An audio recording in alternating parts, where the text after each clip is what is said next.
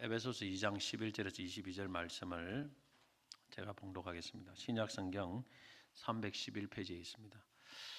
그러므로 생각하라. 너희는 그때의 육체로는 이방인이요 손으로 육체에 행한 할례를 받은 무리라 칭하는 자들로부터 할례를 받지 않는 무리라 칭함을 받는 자들이라. 그때 너희는 그리스도 밖에 있었고 이스라엘 나라 밖에 사람이라. 약속의 언약들에 대하여는 외인이요 세상에서 소망이었고 하나님도 없는 자이더니 이제는 전에 멀리 있던 너희가 그리스도 예수 안에서 그리스도의 피로 가까워졌느니라. 그는 우리의 화평이신지라. 둘로 하나를 만드사 원수된 것 곧 중간에 막힌 담을 자기 육체로 허시고 법조문으로 된 계명의 율법을 폐하셨으니 이는 이 둘로 자기 안에서 한 세 사람을 지어 화평하게 하시고 또 십자가로 이 둘을 한 몸으로 하나님과 화목하게 하려 하심이라. 원수된 것을 십자가로 소멸하시고 또 오셔서 먼데 있는 너희에게 평안을 전하시고 가까운 데 있는 자들에게 평안을 전하셨으니 이는 그로 말미암아 우리 둘이 한 성령 안에서 하나 아버지께 나아감을 얻게 하려 하심이라. 그러므로 이제부터 너희는 외인도 아니요 나그네도 아니요 오직 성도들과 동일한 시민이요 하나님의 건속이라. 너희는 사도들과 선지자들의 터 위에 세우심을 입은 자라. 그리스도 예수께서 친히 모퉁이 돌이 되셨느니라. 그의 안에서 건물마다 서로 연결하여 주 안에서 성전이 되어가고 너희도 성령 안에서 하나님이 거하실 처소가 되기 위하여 그리스도 예수 안에서 함께 지어져 가느니라. 아멘. 하나 되게 하는 그리스도의 십자가라는 제목으로 말씀을 전하겠습니다. 오늘날 이 대한민국은 이념으로 갈라지고 분열되고 있습니다. 이런 모습을 보면서 참 하나 되고 화평한 것이 얼마나 귀하고 중요한 것인가라는 것을 느낄 수 있습니다. 성경은 관계면에 있어서 하나됨과 화평의 중요성을 매우 강조하고 있습니다. 잠언서 17장 1절에 보면 마른 떡 한 조각만 있고도 화목하는 것이 제육이 집에 가득하고도 다투는 것보다 나으니라 말씀했고, 잠언서 21장 9절에는 다투는 여인과 큰 집에서 사는 것보다 움막에서 사는 것보다 나으니라. 한마디로 물질의 복보다 더 중요한 것은 화평의 복이라는 것입니다. 물질이 부족해도 가족끼리 화평하면 큰 복을 받은 사람인 줄로 믿으시기 바랍니다. 예수님이 말씀하신 신약성경의 8복 중에 하나가 바로 화평케 하는 자의 복입니다. 마태복음 5장 9절에 보면 화평케 하는 자는 복이 있나니 그들이 하나님 아들의 일컬음을 받을 것이며 그렇게 말씀했습니다. 세상에 가서 믿는 성도가 화평하지 못하고 싸우고 다투고 맨날 삐딱하게 그렇게 굴면은 다른 좋은 부분이 있어도 하나님의 아들로서의 이 증거의 능력을 상실한다는 것을 알아야 됩니다. 교회 와서 아무리 봉사를 하고 열심히 섬겨도 집에 가면 맨날 부부끼리 다투고 자녀하고 다투고 화평하지 못하면, 그러면 그 가족들이 그 사람을 예수 잘 믿는 사람으로 절대 인정하지 않습니다. 내가 이 봉사하고 열심히 이것이 예수 잘 믿는 것의 주표가 아니에요. 그리고 세상 사람들도 그런 사람을 예수 잘 믿는 사람으로 절대 인정하지 않습니다. 자기 혼자만 예수 잘 믿는 사람을 인정할지 몰라도 세상 사람들은 그런 걸 안 봅니다. 분명히 화평케 하는 자 보겠네. 그들이, 세상 사람들이 하나님의 아들이라, 이 사람은 과연 하나님 믿는 사람구나 하고 일컬음을 받을 것이다 했습니다. 화평한 가정, 화평한 교회가 좋은 가정, 좋은 교회임을 믿으시기 바랍니다. 누가복음 11장 17절에 예수님께서 스스로 분쟁하는 나라마다 황폐하여지며 스스로 분쟁하는 집은 무너지느니라. 분쟁하는 가정과 교회는 결국 무너집니다. 교회가 부흥되고 가정이 세워지려면 화평해야 돼요. 화평하면 하나님이 복이 임합니다. 우리가 화평하고 하나됨을 추구해야 되는데 무엇보다 두 가지 관계에서 힘써야 됩니다. 오늘 말씀이 그것을, 읽은 본문이 그것을 말씀해 주고 있는데, 첫째는 하나님과의 화평입니다. 하나님과의 화평과 하나됨을 힘써야 됩니다. 하나님께 가까이 함이 내게 복이다. 시편 73편 28절에 말씀을 하는데, 하나님께 가까이 하는 이것이 하나님과 관계 회복이죠. 하나님과 화평하는 거죠. 이게 복입니다. 명심하시기 바랍니다. 돈이 나하고 좀 멀리 있다고 속상해하지 말고, 돈 대신에 하나님이 가까이 있다면 하나님께 찬송하시고 감사하시기 바랍니다. 그게 복입니다. 오늘 본문은 이 하나님과의 관계입니다. 하나님 관계의 화평의 복을 강조하기 위해서 먼저 당시 에베소 교인들이 하나님과의 과거에 멀어져 있을 때를 생각해 보라 말씀합니다. 에베소 2장 11절 12절 말씀 같이 한번 읽겠습니다. 그러므로 생각하라. 너희는 그때에 육체로는 이방인이요 손으로 육체에 행한 할례를 받은 무리라 칭하는 자들로부터 할례를 받지 않은 무리라 칭함을 받은 자들이라. 그때에 너희는 그리스도 밖에 있었고 이스라엘 나라 밖의 사람이라. 약속의 언약들에 대하여는 외인이요 세상에서 소망이 없고 하나님도 없는 자이더니. 자, 11절로 그때에, 12절로 그때를 생각하라는 거예요. 그때는 하나님과 멀어져 있을 때 그때예요. 사도 바울은 이 이스라엘 유대인의 관점에서 본 과거의 에베소 성도들의 모습을 이렇게 말씀하고 있습니다. 그때 하나님과 멀어질 때, 그때 하나님과 화평하기 전에 어떤 상태였는가? 첫째는 육체로는 이방인이요. 육체로는 이방인이었습니다. 이스라엘 민족은 혈통적으로는 아브라함의 자손만이 하나님의 선택된 백성이라는 선민의식을 가지고 있었습니다. 그래서 아브라함의 자손이 아니면 모두 이방인으로 하나님께 버림받은 자라고 그들이 여겼습니다. 에베소 교인들은 사실은 예수를 믿기 전에는 다 혈통적으로는 구원하고는 거리가 먼 사람들이었습니다. 너희들이 출생적으로 구원하고는 거리가 먼 존재였다는 것입니다. 그걸 이야기를 하고 있습니다. 둘째는 무할례당이었다. 할례를 받지 못했다 말합니다. 손으로 육체에 행한 할례를 받은 무리라 칭하는 자들로부터 할례를 받지 않는 무리라 칭함을 받은 자들이라. 당시 유대인들은 남자는 태어난 지 8일째 되는 날에 할례를 행했습니다. 이 할례는 그들이 하나님의 백성이라는, 하나님께 속한 백성이라는 표식이었습니다.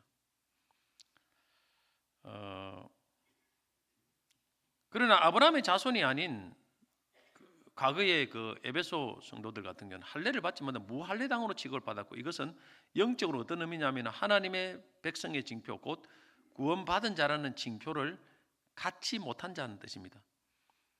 그래서 너희들은 이 하나님의 구원과는 거리가 먼 그런 존재였다. 이걸 지금 강조하죠. 셋째는 12절에 나온 것처럼 그 에베소 성도들은 과거에 그리스도 밖에 있었고 이스라엘 나라 밖의 사람이었다. 구약 시대에 그리스도가 오시기 전까지 구원은 이스라엘 나라 안에 있는 사람들에게 대부분 주어졌습니다. 이스라엘 나라, 내가 태어났는데 이스라엘 백성이 아니다. 그러면 구원받을 가능성이 거의 없는 거예요. 너희들은 혈통적으로 구원받을 가능성이 거의 없는 존재였다는 것입니다. 그리고 그리스도 밖에 있었다. 그리고 그리스도를 알지 못했기 때문에 그리스도 밖에 있는 존재였다. 구원하고는 너무너무 거리가 먼 존재였다. 이렇게 말하죠. 네 번째로는 그때 그들은 하나님의 약속의 언약에서는 외인이었다. 이렇게 말씀을 합니다. 약속의 언약된 외인이 12절에 나오죠. 하나님은 이스라엘에게는 그 조상들 아브라함, 야곱, 다윗 등에게 언약을 맺었습니다. 언약은 상대방이 합의해서 맺은 게 아니에요. 하나님이 일방적으로 사람들에게 그냥 약속한 것을 언약이라고 말합니다. 우리가 사람들끼리 됐다 몇 시에 만나자 이런 게 아니에요. 이거는 약속, 그냥 약속이고, 하나님의 언약은 일방적으로, 하나님이 그냥 일방적으로 사람과 맺는 것이 언약입니다. 근데 그 하나님은 이스라엘과 그 조상들과 언약을 일방적으로 맺었는데, 언약의 핵심은 그들의 구원자인 메시아가 그들로부터 나와서 결국 그들을 구원받는다. 그리고 하나님이 그들을 지키시고 함께해 주시고 복 주시겠다. 이런 내용이죠. 그래서 이 언약은 하나님과 이스라엘의 특별한 관계성을 말해줍니다. 그런데 이스라엘 백성들이 아닌 과거의 에베소 성도들은 그 언약의 외인이었습니다. 언약이 있다는 것은 언약의 권리가 주어져요. 언약의 혜택이 주어졌는데 거기서 완전히 배제된 사람들이었다라는 것입니다. 그래서 언약의 약속을 누릴 수 없는 사람들이었다라는 거죠. 다섯째, 그때 에베소 성도들은 세상에서 소망도 없고 하나님도 없는 자였다 말씀을 합니다. 12절에 나오죠. 수영을 못하는 사람이 물에 빠졌어요. 그런데 도와줄 사람이 아무도 없어요. 그건 소망이 없죠. 내가 문제가 잘못되었어요. 내가 위기에 처했어요. 위기에 처해도 나를 도와줄 사람이 있으면 그건 아무 문제가 없어요. 그런데 도와줄 사람이 없다, 나를 거기서 건져줄 사람이 없는 것은 소망이 없는 것입니다. 하나님이 없기 때문에 소망이 없어요. 하나님만이 우리의 소망입니다. 하나님이 나와 함께 계시고 하나님 언약의 말씀이 있으면 아직 소망이 있습니다. 여러분, 어떤 위기에 놓여도 아직 소망이 있습니다. 제가 지난 금요일 날 그때 집회 갔는데 거기에 한 선교사님은 좀 젊은 날에 내사를 받으면 내사 오랫동안 이대 목동병원에서 내사 상태로 오래 있었습니다. 그냥 선만 뽑으면 다 죽는 상태예요. 그래서 남편이 독일에 있었기 때문에 남편이 독일에서 아내가 죽어가니까 내사 상태니까 왔는데 선 뽑자고 다 장례 다 준비해놨답니다. 선 뽑으면 죽는다. 근데 남편이 우리 아내 안 죽는다. 싹 다 죽었어요. 다 전부 다 망가지고 다 죽었어요. 안 죽는다. 그리고 그 중환자실 앞에서 40일을 집에도 안 가고 거기 병원에 있는 세면장 거기서 세수 이렇게 해가지고 40일을 가지도 않고 기도했답니다. 남편이. 우리 아내 산다 전부 다 비웃었답니다. 다 비웃었고 이게 내사 상태 오래 지속되니까 이놈은 살 확률은 0.001%도 안 돼. 근데 하나님이 기적적으로 살려주셨어요. 눈을 뜨고 모든 장기의 모든 것을 회복시켜 가지고 그래 지금 집회를 하고 있는 거예요. 그래 신유의 치유의 능력이 좀 나타났다. 누구나 다 포기할 수밖에 없는 상황이죠. 그런데 여러분, 하나님이 계시면 여러분 무슨 일이 날지 모릅니다. 여러분 별것 아닌 것 같고 절망하고 좌절하지 마세요. 소망 잃지 마세요. 우리는 이제 하나님이 계십니다. 할렐루야. 믿음을 가지세요. 믿음을 가지세요. 하나님은 저는 그 남편의 믿음을 보고 야 대단하다 생각해요. 그래서 남편 잘 만났다 생각해요. 어떻게 40일 동안 가지도 않고 그것을 계속 기도를 그 병원 중환자실 앞에서 그렇게 할 수 있습니까? 그 믿음 보고 하나님 살려주신 거예요. 자, 이렇게 그런데 이 에베소 2장 2절 3절에도 에베소 성도들이 예수님 믿기 전에 영적인 상태를 잘 묘사해 줍니다. 2절에도 보면은 그때에, 3절에도 전에는 이런 표현을 썼습니다. 그때 너희는 그 가운데서 이 세상 풍조를 따르고 공정권세 잡은 자를 따라서니 곧 지금의 불순종의 아들들 가운데 역사하는 영이라. 전에는 우리도 그 가운데서 우리 육체의 욕심을 따라 지내며 육체와 마음이 원하는 것을 하여 다른 일과 같이 본질상 진노의 자녀였더니.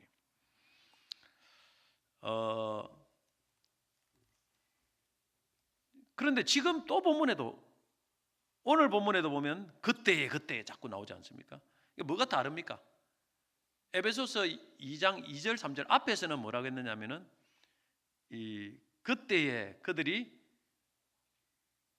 세상 따르고 공중권세 잡아 마귀 따르고 그리고 자기 육체 욕심 따르고 이게 세상과 마귀와 자기와의 관계에서 영적 상태를 설명했다면 오늘 본문은 하나님과의 관계에서 그리고 또 나아가서 사랑과의 관계에서 우리의 영적인 모습을 설명하고 있다는 것입니다.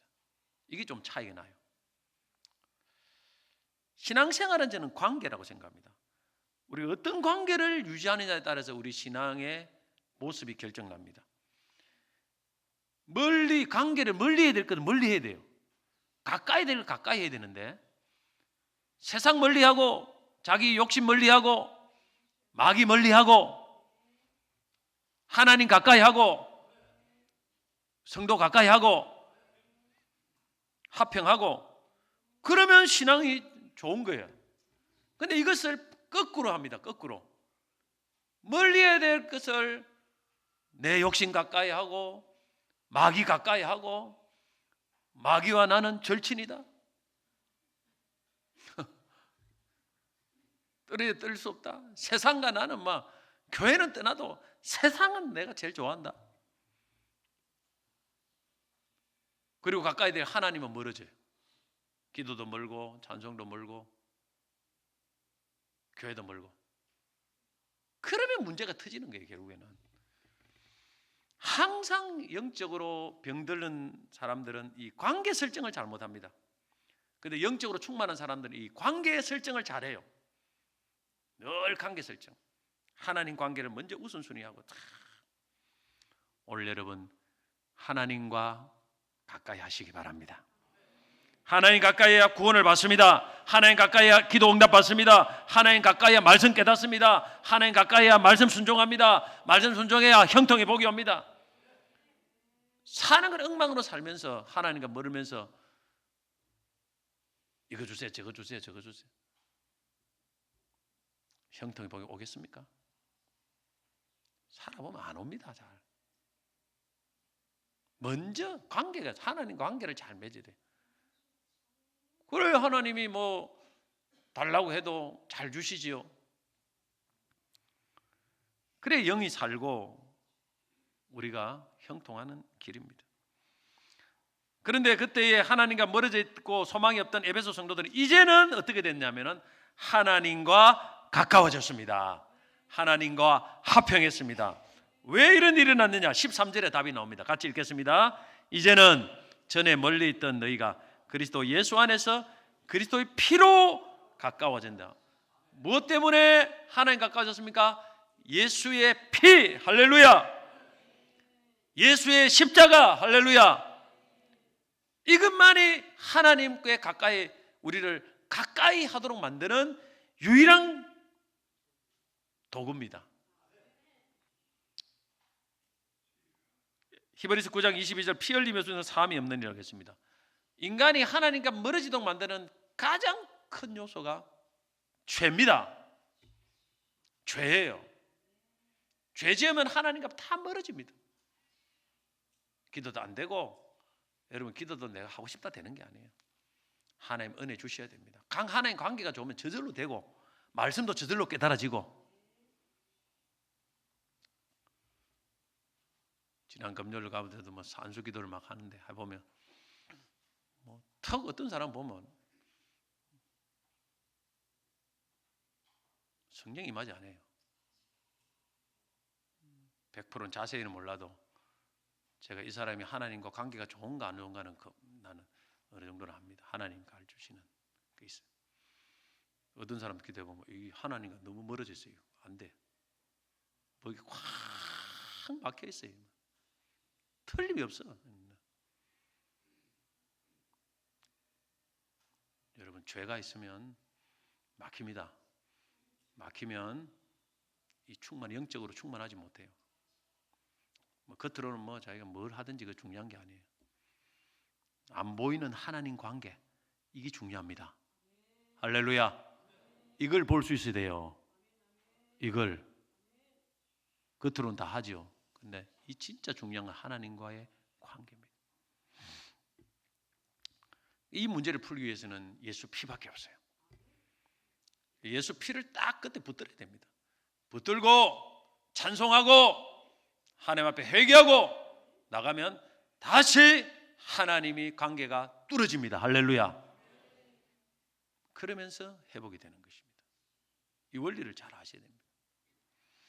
그러면 어떻게 예수 피가 하나님과 우리를 가깝게 하는가? 14절 같이 한번 읽겠습니다. 에베소 2장 14절. 그는 우리의 화평이신지라 둘로 하나를 만드사 원수된 것 곧 중간에 막힌 담을 자기 육체로 하시고. 예수님은 우리의 화평입니다. 할렐루야. 유일한 화평입니다. 중간에 막힌 담을 자기 육체로 십자가로 흘렀습니다. 이 중간에 막힌 담이라는 것은 유대인의 예루살렘 성전에는 보면 성소와 이방인의 뜰이 구분되어 있는데 그 사이에 담이 있어요. 이것이 이방인들이 하나님께 가지 못하도록 딱 막아놨습니다. 커다란 걸림돌입니다. 이방인이 이방인의 뜰을 지나 성전 안으로 들어가거나 이방인을 성전 안으로 들어가도록 도와준 유대인은 재판 없이 돌에 맞아 죽는 사형에 처해질 정도로 이 담을 넘어서는 안 되는 것입니다. 그런데 이 담을 무너뜨린 게 있습니다. 무엇이 무너뜨리냐? 예수 피가 이 담을 무너뜨렸습니다. 이제 이방인인 우리가 하나님 앞으로 갈 수 있는 길이 열렸습니다. 담이 없습니다. 예수 피가, 나중에 예수 피가 성소와 지성소 휘장을 무너뜨렸죠. 찢었죠. 담도 무너뜨리고 휘장도 찢어서 하나님께 직통 하이패스로 바로 하나님 앞에 갈 수 있는, 아무도 막는 길이 없어요. 바로 하이패스에다 프리패스, 고지서도 안 날라와요. 바로 하나님 앞에 직통으로 갈 수 있는 그런 하이패스, 참 길이 예수 피로 열린 줄 믿으시기 바랍니다. 그래서 예수 믿기만 하면은 하나님과 직통으로 나아갈 수 있는 길이 열렸습니다. 그리고 예수 피는 계명의 율법을 폐함으로 우리가 하나님께 가까이 나갈 수 있는, 합평할 수 있는 길을 만들어냈습니다. 15절, 에베소 2장 15절 읽겠습니다. 법조문으로 된 계명의 율법을 폐하셨으니 이는 이 둘로 자기 안에서 한 세 사람을 지어 화평하게 하시고. 하나님 앞에 가까이 나가는데 또 하나 걸림돌이 있어요. 이것이 뭐냐면 율법이에요. 율법. 구약시대에 준 율법, 많은 율법들이 있습니다. 구약의 율법의 계명으로는 하나님 앞에 가서 의로움을 받으려고 하면은, 합평하려고 하면은 율법을 다 지켜야 돼요. 그런데 그 율법을 100% 다 지켜서 하나님과 합평할 수 있는 사람이 이 땅에 존재하지 못합니다. 그래서 이거는 길은 있지만은 갈 수 없는 길이에요. 이 길은 율법을 지킴으로 갈 수 있는, 하나님께 합평할 수 있는 길은. 그래서 하나님께서 새로운 길을 열어놨습니다. 예수님이. 그 길은 십자가의 길입니다.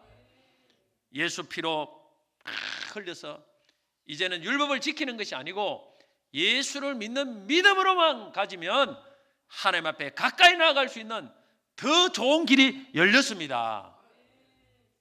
그러니까 자동적으로 율법은 폐해진 거죠. 그 길은 더 좋은 길이 있는데 왜 이 길, 갈 수 없는 길을 왜 가겠습니까? 그래서 17절을 보면 또 오셔서 먼데 있는 너희에게 평안을 정하시고 가까운 데 있는 평안을 정하셨다. 이제 길이 열렸다는 게, 멀리 가까이 있는 사람은 다 오라는 거예요. 이제는 하나님 앞에 평안에 합평할 수 있는 길이 열렸다. 이 길은 예수의 길이고 십자가의 길이고 믿는 길이다. 할렐루야. 예수님, 내가 길이요 진리요 생명이다. 나로 말미암지 아버지께로 올 자가 없다. 우리 다 같이 하겠습니다. 예수만이 길이시다. 길이시다.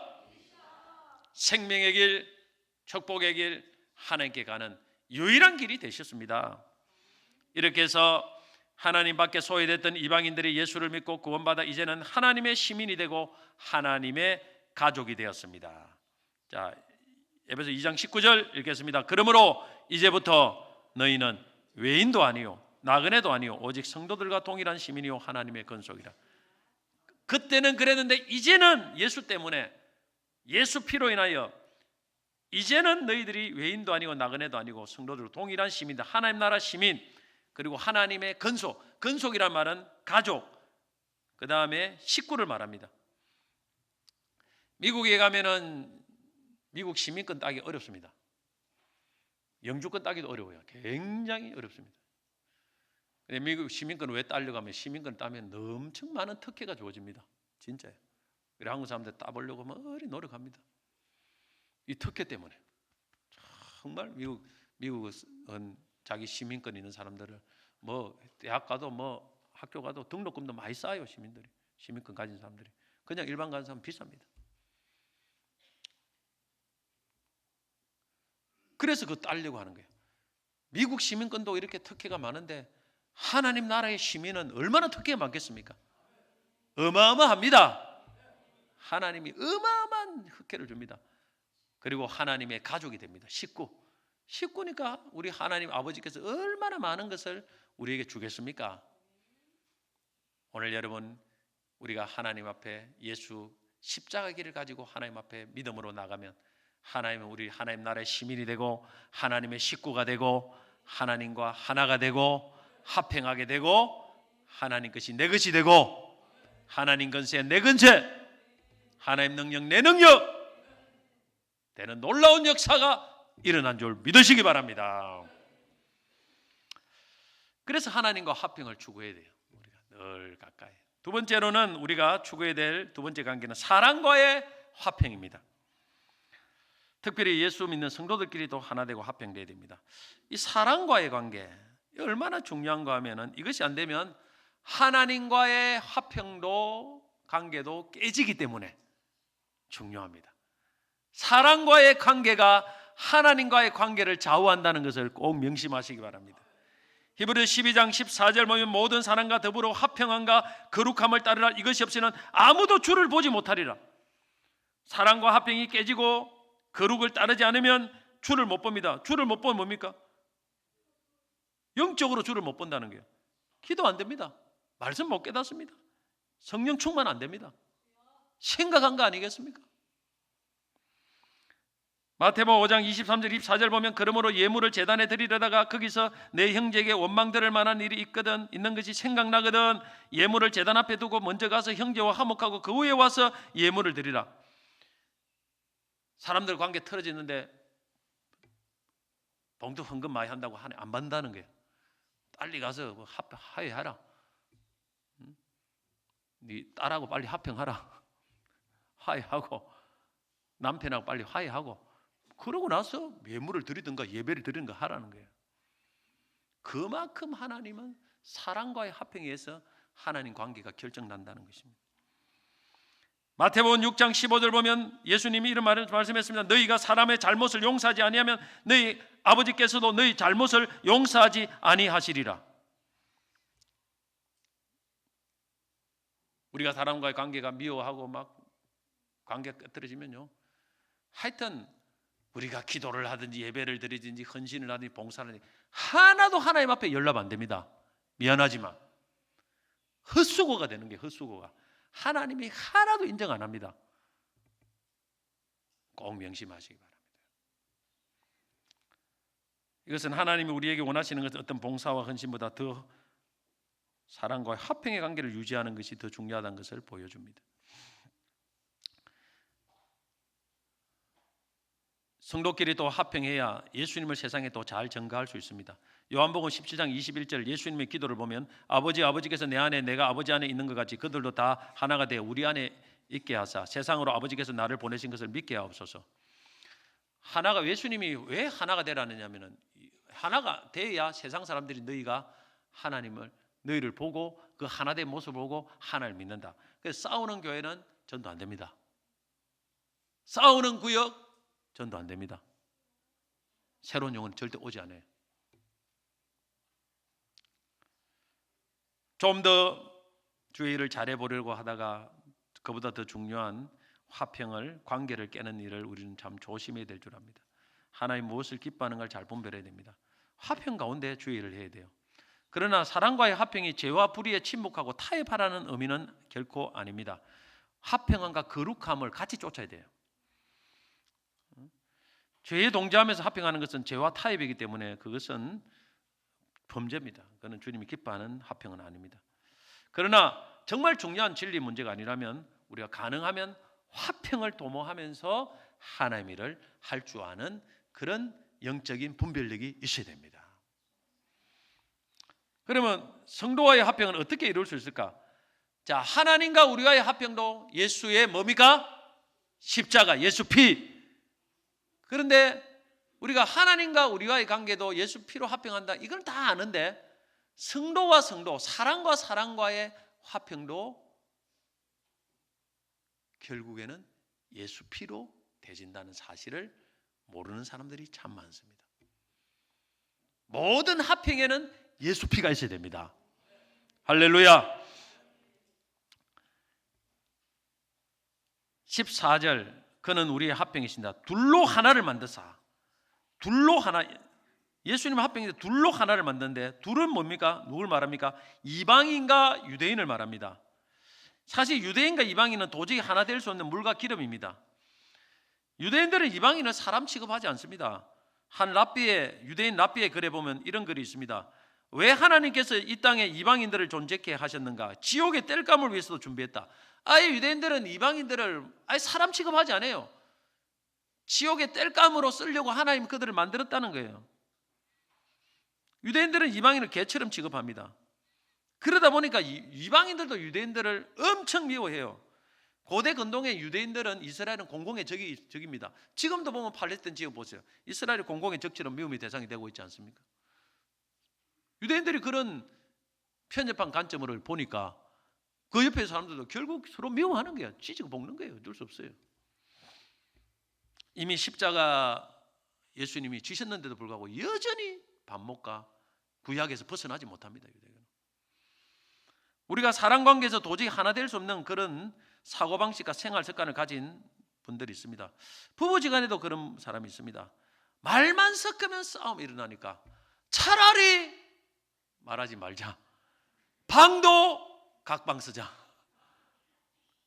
무늬만 부부 생활하자. 이런 분들이 상당히 있는 걸로 알고 있습니다. 어떤 할아버지와 할머니가 혼인한 뒤 성격 차이로 결혼 생활 내내 불화를 겪었는데 이유는 할머니가 소비 생활에서 비교적 자유로운 사고방식을 가졌는데 할아버지는 가부장적 성향에다가 매사에 꼼꼼하고 경제관념이 투철했습니다. 그래 계속 부딪히는 거예요. 그냥. 그러다가 7년간 말도 섞지 않고 메모로만 필요한 대화를 했다고 합니다. 7년간. 그러다가 이혼 소송을 냈다고 합니다. 야, 이 삶의 스타일, 방식이 안 맞는 사람하고 같이 살면서 합평을 유지한다는 것은 십자가 진 같은 고생 맞습니다. 내 주를 가까이 하기 너무 멀리. 자, 유대인과 이방인은 상극이에요. 물과 기름이 그보다 더 심해요. 그런데 이 사랑과의 관계에서 도저히 하나 될 수 없는 관계도 예수의 십자가로서 화평이 이루어집니다. 그러면 오늘 우리 사람끼리 성도들끼리의 관계도 예수 십자가로서 안 될 게 뭐가 있냐는 거예요. 에베소 2장 15절 보면 법조문으로 된 계명의 율법을 폐하셨으니 이는 이 둘로 자기 안에 한 새 사람을 지어 예수 안에서 한 새 사람을 짓는다는 것입니다. 그래서 예수의 피로 십자가로 화평이 될 수 있다는 것입니다. 믿으시면 아멘 하세요. 부부지간에도 예수 믿는 사람들도 십자가로 화평할 수 있습니다. 답은 십자가요. 상담만 해가 안 돼요. 상담 보면 상당히 좀 율법적인 면도 많고 볼 때는 인간적인 면도 참 많아요. 자, 그런데 십자가로 합평을 사람끼리 합평한다고 하는데 현실을 보면 어떻습니까? 예수 피로 믿고 거듭나고 교회 봉사하고 직분을 했지만 하나 되지 못하고 분열하고 다투고 갈등하는 믿음의 가정, 교회들이 왜 이리 많은 것입니까? 이게 사실 우리가 풀리지 않은 숙제입니다. 그래, 십자가보다 상도들이 더 위대한 것은 인간이 타고난 성격이 아니냐 그런 생각을 하는 사람도 있어요. 그렇지 않습니다. 결코 예수의 십자가가 능력이 부족해서 믿는 성도들이 합평하지 못합니까? 아닙니다. 예수의 십자가만으로 충분합니다. 그 십자가는 합평케 하는 능력이 있습니다. 뭐가 문제냐? 우리의 삶이 우리가 무엇을 바라보고 무엇을 중심으로 살아가느냐에 달려 있습니다. 여기에서 합평할 수도 있고 안 할 수도 있습니다.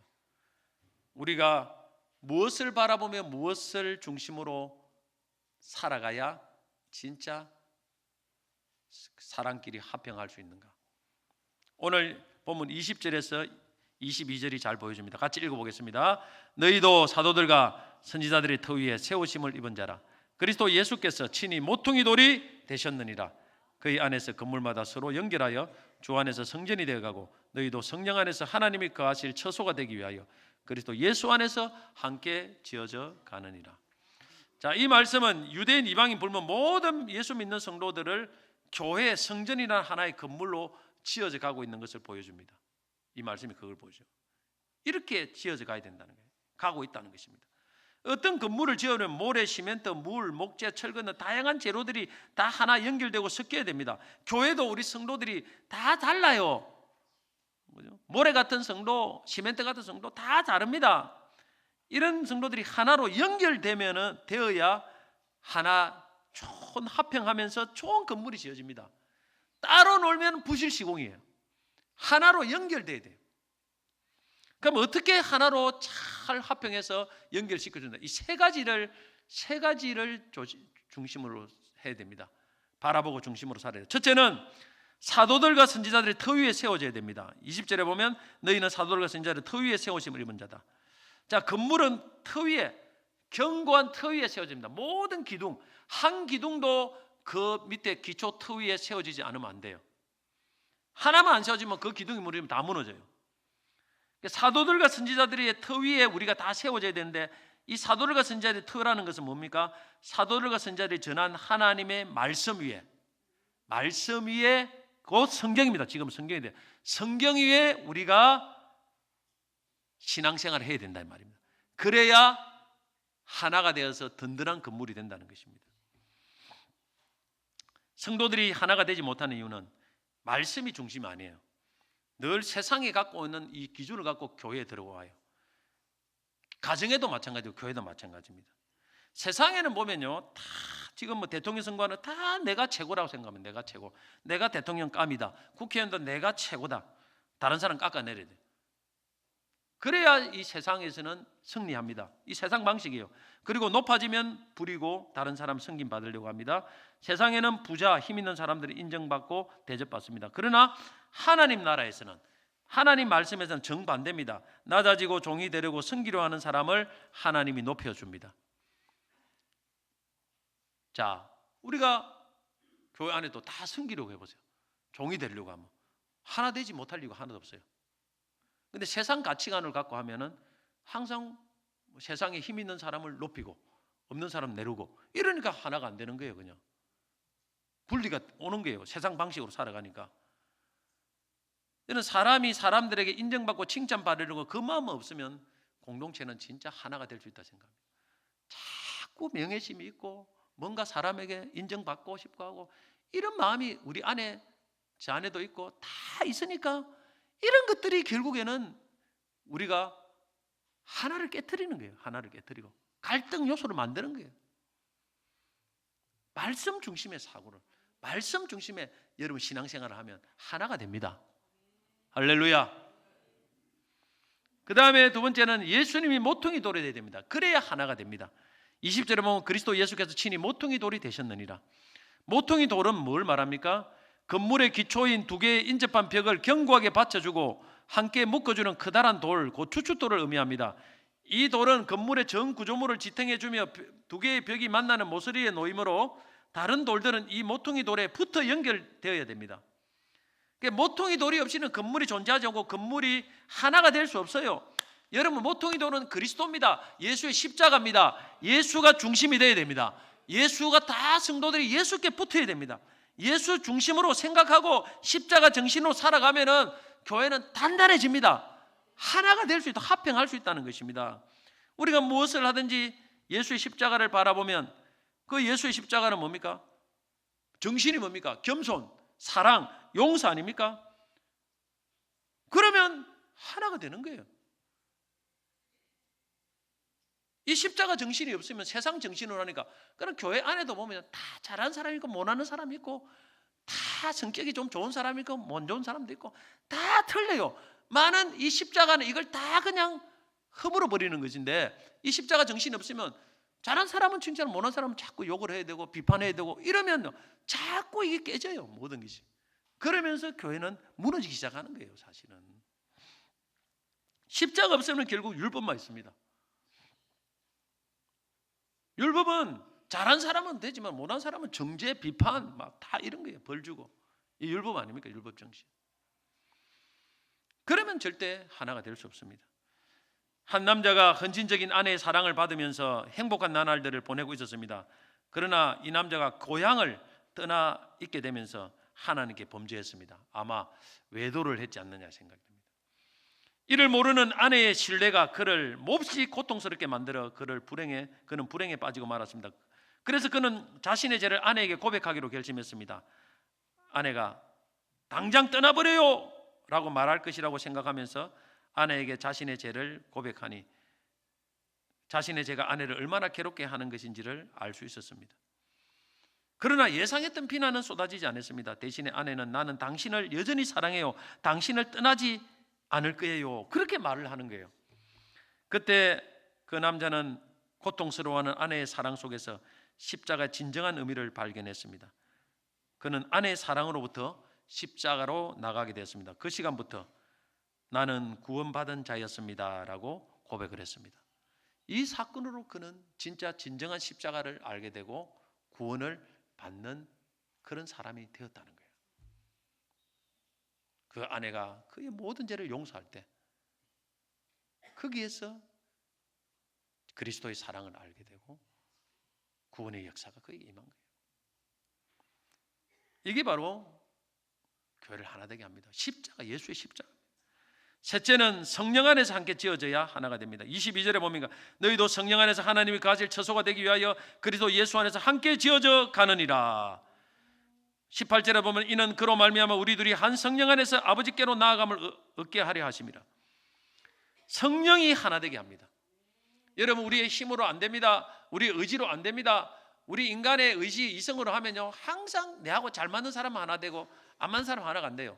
그러나 성령이 역사하면, 성령이 충만하면, 성령의 도움을 받으면 우리는 많은 사람과 합행할 수 있습니다. 할렐루야. 합행할 수 있습니다. 그래 우리가 성령의 도움을 받고 성령의 인도를 받고 성령이 내 힘으로 안 됩니다. 내 힘으로 용서 못합니다. 내 힘으로 사랑할 수 없습니다. 성령님 도와주세요. 도와주세요. 도와주세요 하면요 성령께서 우리의 마음을 변화시켜 주십니다. 그래서 품지 못할 사람을 품게 만들어 주시는 거예요. 사람이 의지로 할 수 있는 거는 이 분량 이밖에 안 돼요. 용서 분량이. 근데 이밖에 안 됩니다. 그 이상 범위를 벗어나면 그때부터 사람은 열받아요. 그러나 성령이 도우면 이 범위가 어마어마합니다. 무한대로 와요. 그래 예수님이 베드로에게 하루에 7번씩 70번을 해도 용서하라는 거예요. 그래서 성령의 도움을 구해야 됩니다. 할렐루야. 말씀 맺겠습니다. 우리는 두 가지 관계에서 합평하고 가까워져야 됩니다. 첫째는 하나님과의 관계입니다. 하나님 가까이 함이 우리의 복입니다. 우리가 하나님 가까이 할 수 있는 길은 예수의 피밖에 없습니다. 십자가의 피로 예수님은 하나님과 직진할 수 있는 하이패스, 가까이 갈 수 있는 길을 열어주셨습니다. 이걸 믿으면 됩니다. 그러면 하나님 나라의 시민이 되고 가족이 됩니다. 둘째는 사랑과의 관계에서 합평해야 됩니다. 이것도 결국에는 예수 피가 필요합니다. 예수 피를 바라볼 때 됩니다. 그리고 말씀 중심의 사고를 사야 됩니다. 말씀 중심의 삶을. 그리고 성령의 도우심을 받아야 됩니다. 사랑과의 관계가 깨지면 하나님과의 관계는 무조건 박살나게 됩니다. 그래서 여러분 사랑과의 관계에도 가능한 늘 합평하게 평화의 사람이 되도록 여러분 기도하시기 바랍니다. 십자가를 바라보시기 바랍니다. 그래서 하나님께 영광 돌리는 우리 성도들이 다 되시기를 주의 이름으로 축복합니다. 우리